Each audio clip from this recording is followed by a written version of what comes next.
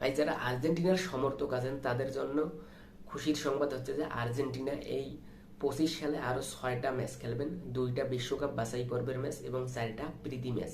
বিশ্বকাপ বাছাই পর্বের ম্যাচ 2টা মনে হয় সকলেই জানেন যে ভেনেজুয়েলা এবং ইকুয়েডরের বিপক্ষে আগামী 5 তারিখ এবং 10 তারিখ। এরপরে অক্টোবরে 2টা এবং নভেম্বরে 2টা করে প্রীতি ম্যাচ খেলবেন আর্জেন্টিনা। অক্টোবরের প্রতিপক্ষ এখনো ঠিক হয়নি, ম্যাচ 2টার ভেন্যু অলরেডি ঠিক, যুক্তরাষ্ট্রের শিকাগো এবং নিউ জার্সিতে হবে।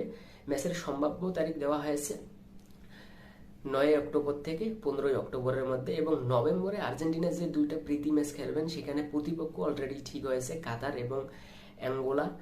এই 2টা ম্যাচ হবে 11 নভেম্বর থেকে 18 বা 19 নভেম্বরের মধ্যে, 2টাই অ্যাওয়ে ম্যাচ।